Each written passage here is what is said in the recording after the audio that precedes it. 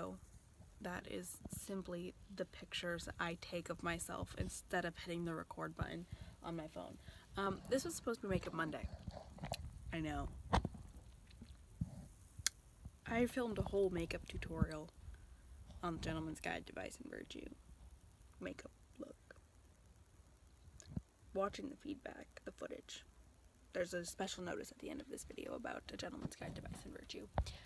Watching this footage playback cuts off like here is like the top of our footage. You don't see my eyebrows or like most of my eyelids. So no Makeup Monday today, unfortunately. But I will leave a little poll somewhere for you to go vote for next week's makeup look, and instead I have a review today. Onward. I will also insert a selfie of the look that I created because it was a good one. Damn. Hello bookworms, what is up? How are ya? How's your week going? It's Valentine's Day week, and it's also like the second week in February, and I have been pre-filming this week because I know it's going to be a semi-busy school week, so I want to get some videos filmed. If you maybe noticed something a little different about me, I got some new glasses. These are actually from glassesusa.com, and they had a 60% off flash sale, and I also got free shipping, and I think that these are super cute. I love the metal bridge and the like lighter tortoise. So I really like them, and I like the shape a lot. I think I'm gonna get clear frames next because they gave me another 50% off. So yeah, but that's my little life update. But today yesterday I filmed 2 games that I'm gonna post later this week that kind of you can play or that are gonna go up, and I'm super excited about them. Like, it was so much fun to just sit and play the games, so I think that you guys are gonna really like those videos. But I decided to read a Valentine's book as well, something like cute and romantic to read, to be in the spirit of whatever, Valentine's Day. So this one I actually read on my iPad, so we got some cool things. Oh, you can't even see it, and I'm not gonna try. Can I try? No, it's gone. I actually just bought a new book yesterday, but we're going to be reading, well, we're not reading, but we are going to be talking about, you still can't see anything. This is Meet Cute, the collection of love stories by Jennifer L. Armentrout that came out last year, I think, like December or something like that. So I bought the ebook version, and there were, let me see, 1, 2, 3, 4, 5, 6, 7, wait, I lost count, 1, 2, 3, 4, 5, 6, no, fuck, 7, no, we're gonna get there eventually today. Okay, Danielle was 7, 8, 9, 10, 11, 12, 13, 14. So there were 14 stories of love in this whole shebang. So I read this in maybe like a week, a couple days. It didn't take me very long. There we go. To read through it, because each story is obviously like 15 pages long, and there are only 14 of them. So, and some of them, the ones that you like, you kind of go through pretty quickly, and the ones that you don't, you just go through a bit more slowly. But they're not hard to get through. But they had like a really all-star list of writers, and before really this year, I had never really read like collections or anthologies of short stories. But then around Halloween, I read Because You Love to Hate Me, edited by Amory, because that was at my bookstore for Sasha Alsberg's event when she came. And then I picked up this one because I wanted to read a romance novel. I didn't know what to read, and I wanted it to be something relatively new, but also that I could get in ebook form and not have to like order anything, do anything wild. It had to be an iBook. So yeah, it had like stories like by Jennifer L. Armentrout, Danielle Clayton, Katie Cotugno, Jocelyn Davies, Huntley Fitzpatrick, Nina LaCour, Emery Lord, Catherine McGee, Cass Morgan, Julie Murphy, Meredith Russo, Sarah Shepard, Nicola Yoon, and Ibby Zaboy. I have some thoughts. So, I don't know if you classify this as a hyped book, but I kind of did because it was kind of hyped. Some people were excited about it. So, I thought of it as hyped. And we know how I feel about hyped books. We know. Because I get disappointed. And I get let down. And I was a smidge let down this time. Okay, so it wasn't anything, like, super serious. Like, there weren't, like, flaws where I was like, this one is horrible. Like, it wasn't, like, a follow me back situation where I, like, actually hated the book. It was a good book. I was just, like, disappointed because I think somewhere in the web of things there was a miscommunication or a misunderstanding of what I was reading. So I genuinely thought that this was a book of the author's love stories, like how they fell in love with their, like, significant other or their partner. And I was really excited about that because I was like, hell yes, I want to know how Nicola Yoon fell in love. Like, that's what I want to know that. Gonna warn you right now, that's not what's happening here. Because I thought that was, like, a really unique idea. Like we hear authors come up with love stories all the time, and I wanted to know how, like, their own love stories influenced the stories that they write and the romances that they write. So that's what I thought I was reading. No, they just wrote, like, the moment where people fell in love. And that was another thing, is because I really liked some of them, so I wanted to read more of them, obviously. But it wasn't supposed to be a love story. It was supposed to be a moment where, the story of the moment where... Hold on. Is that a spider? No. Okay. Whew, I got nervous. It's supposed to be the story of the moment where two people that fall in love. The moment they meet. And I thought it was supposed to be, like, the moment that they fall in love, but it's, like, really the moment that they meet, and then that they later fall in love, because that's the collection. I apologize for these large green triangles on the glasses. Don't do that. So a couple of flops, but I think it was just mainly my misunderstanding. So I got myself excited about something that doesn't exist yet. But maybe that just means that I have to do it. Like, I have to reach out to these authors and ask for the stories of how they fell in love. So, like, maybe I'll do that idea one day. But there were 14 stories, and I thought they were all pretty good. One complaint that I had, other than that wasn't a me misunderstanding, was... It actually might still be a me misunderstanding, if I'm being honest. Like, some of the stories, like, it wasn't love. Like, I wasn't like, oh, that was so, like, sweet and romantic and, like, a love story thing. It was just kind of like a, oh. For example, Mama's got her receipts. So, the Ibby Zaboy story, let me find that for you. It was called Hourglass, and it was really, really cool. This was kind of a theme throughout the collection, but it was about a African-American girl who was waiting to see if she got into her dream college, was going to go. She was originally enrolled in community college and was going to go to her dream school, which was a historically black college. She had had some racial incidents with a bully who happened to be dating her best friend, who is white, and she ends up losing her best friend. They have a falling out because her best friend picks the racist asshole boyfriend, and so this character, Cherish, is by herself and is trying to pick a prom dress, and she's also plus sized, which was really nice to see in literature. I feel like a lot of times, especially in YA, everyone's like a size 2, but that is a changing. We are in a new era of literature. So she goes to this special tailor, really,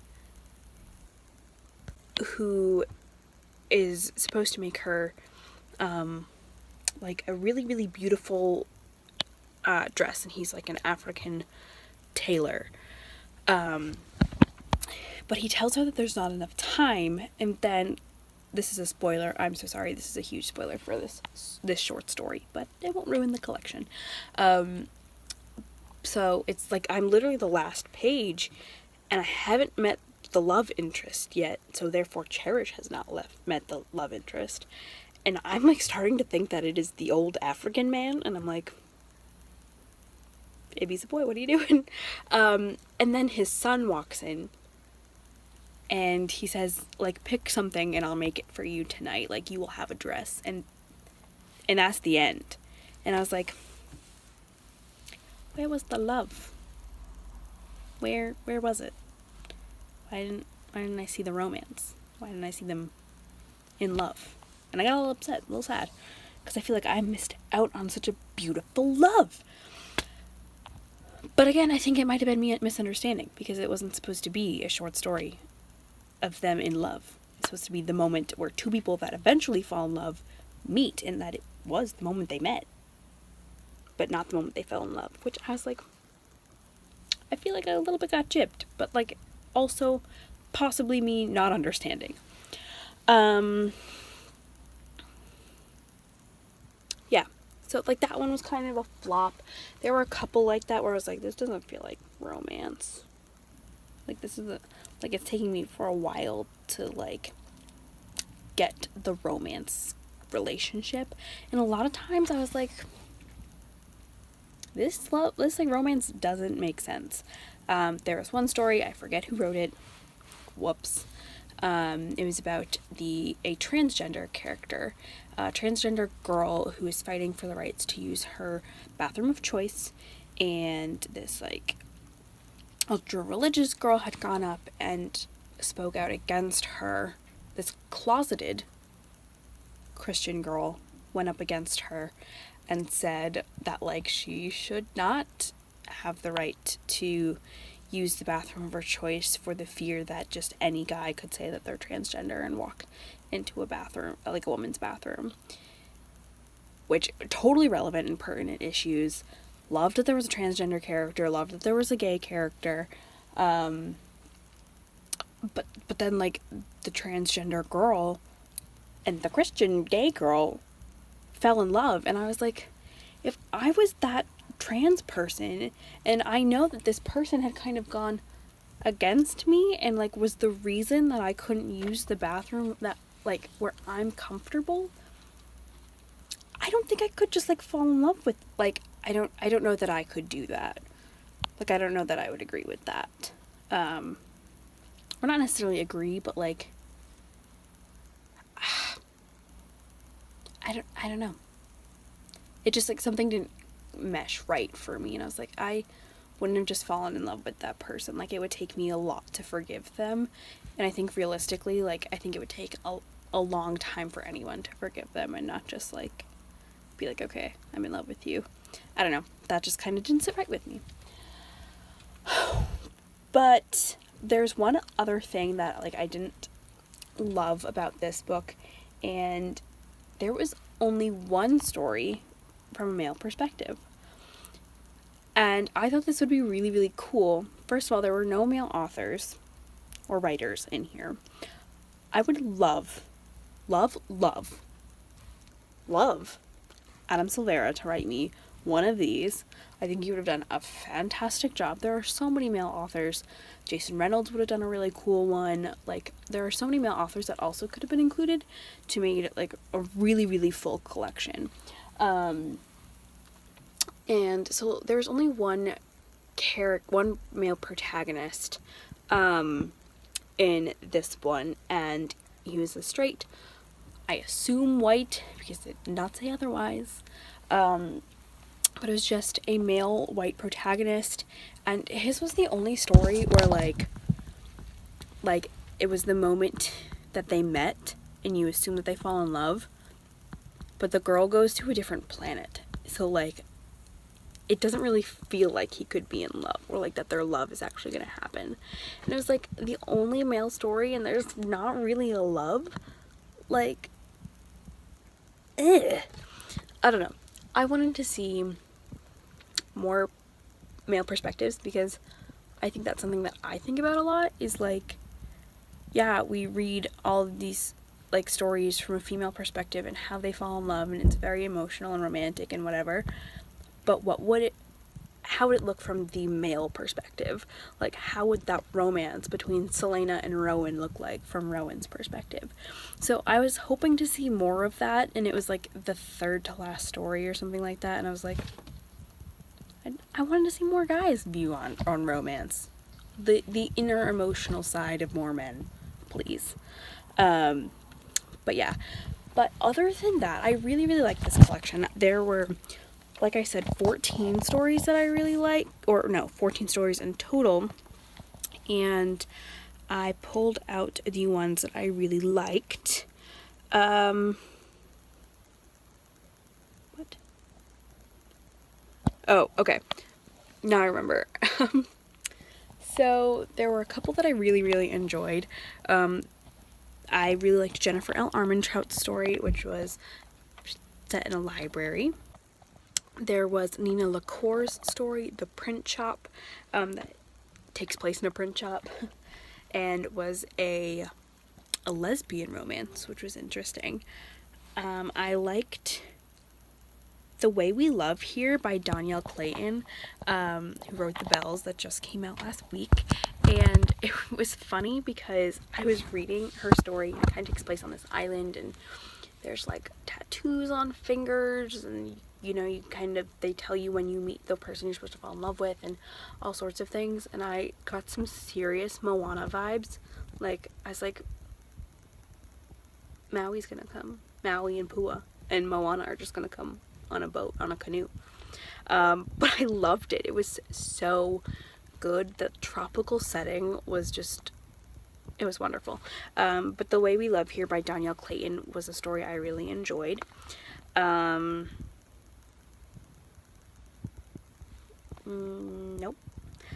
The Unlikelihood of Falling in Love, which was really good, by Jocelyn Davies, was about a girl who sees the same guy passing like on her train ride to school every day, and they pass each other and they like make eye contact every day, but they never like actually meet. So, and she lives in New York City, so her like final project for her senior year is to find the probability that she would meet him and see him again, and kind of creates the perfect formula to see him and fall in love with him, which was so cute. I loved that. And this last one, Say Everything by Huntley Fitzpatrick, reminded me so much of the Raven cycle, because the male protagonist is kind of goes to this prep school that felt very Agley and Abby, and like Emma felt very much like Blue, just like a very shy, kind of quiet girl who works at like a diner.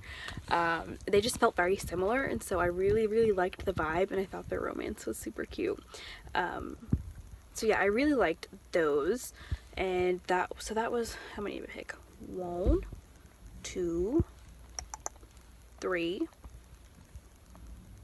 4, and 5. So 5 of the 14 I thought were really all-star, and there were some in the middle that I really liked, and there weren't really any that I was like, this is dumb, like I didn't like this one. So they were all like a really good read and really cute, and like I find in most collections of short stories, the ones that I liked, I was like, I need more and I want the rest of the story, and you just don't get it, which is disappointing, and why I kind of don't like collections like this. So if I had known that it wasn't like a fiction story where you'd be wanting more because it was like made up and didn't end definitively, I might not have read it. But I'm glad that I did, and it was super sweet Valentine's read, and it was super fast. So if you're looking for like a fast, quick, romantic thing that isn't like super over the top and sappy, this is a really good story for you, and I think you would like this book. So it's not overly romantic and sappy, and it's really fresh, and the ideas are really creative. Some of them are futuristic, some of them kind of take place in modern times, and all of them look at love in a very interesting way. The representation in this book is phenomenal. We have characters of all different genders, sexualities, races, all sorts of things like that, and they're all really, really well done and well fleshed out. There wasn't like a character I was like, you're stupid. So they were all really, really good. And there's actually another one now that I'm thinking about it. Wait, what was it? I read it yesterday.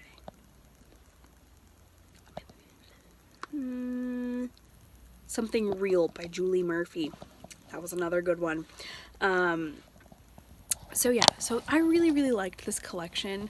But I will say I think I like my collection idea better of how authors fell in love with their person and how that influenced their writing of romance. I think that's a beautiful idea. Like, do you not want to know how Sarah Shepard fell in love? Like, come on. I'm gonna have to ponder that, because that seemed like a good idea. But I did really like this. I just felt like it was something that I've read before, or like that I could read. Like, it didn't seem like super stand out to me. Yeah, it just kind of seemed like a bunch of first chapters to Rainbow Rowell books, just like in a collection. So I would have, I don't know. I liked it. It was a good Valentine's Day read. It made me feel bubbly and warm inside and believe in love again, even though it's failed me so many a time. I really enjoyed it, though. I liked reading the stories. They were sweet. They were really cute, like, all moments. The representation was phenomenal. The characters were really good. The concepts were really creative, and the circumstances in which these characters fell in love were super well thought out and awesome. So I'm happy that I read it. It was a good book. It was an easy read, and I'm gonna give it 3.5 stars, because I didn't like love it. Like, it's not my favorite book that I've read in 2017, or 2018. It was just kind of there. Like, I liked it, but I wasn't like over the moon about it. So 3.5 stars. I thought they were well written and creative and stuff, but I don't think if there were to be like a second one that I would reach for the second one necessarily. It would depend on whether or not it was the author's love story or not. But yeah, guys, so that is my Valentine's Day review. Something a little new for you. I hope you guys are enjoying these Valentine's Day videos. I have 2 games coming up that I am just so freaking excited about. They are so fun, and I cannot wait for you guys to see them. But that is it for today's video, today's review. This is a bit of a longer one, and it's been a while since I've done a review because I haven't had time to read, but I made time for this one. So let me know if there's anything that you want me to read that is a new release or that I haven't read yet that you want me to read, and leave it in the comments down below. Let me know what you thought of this review and if this was helpful or not.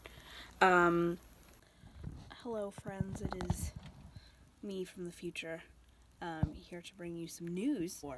So I just started to work at the bookstore where Mackenzie Lee is the event manager. I'm actually got off of work today, the Trident Booksellers and Cafe on Newberry Street in Boston. If you're ever there, I will also be there. But I was at work today and I was looking around, and as we all know, the huge literary award show was last night, and Mackenzie's book, A Gentleman's Guide to Vice and Virtue, won a Stonewall Award, which is a huge honor, a huge deal. Massively popular this book was, and how much buzz this book got, and how much press and praise this book got, and it was so well deserved. If you haven't read A Gentleman's Guide to Vice and Virtue, please go read it. It is very similar to My Lady Jane. It is in the same vein or genre almost, but it was so amazing, and I'm so proud of Mackenzie, and I'm so happy for her. She was the first in the first video that I ever posted on this YouTube channel, which was my interview with Mackenzie. And I will leave that linked in the description box below. But I'm sending all of my love to Mackenzie Lee because she deserves the world, and she's got 2 new books coming out this year, I think 2 or 3, and I'm so excited for them, and she's gonna do amazing things. So that is all my love for Mackenzie Lee in this video. Back to the regularly scheduled makeup. Yeah, make sure you check me out on social media, Twitter, Tumblr, Instagram, Pinterest, and Goodreads as RoyReadingCo. Like this video and subscribe to this channel, and I will see you guys soon for another one. Happy reading.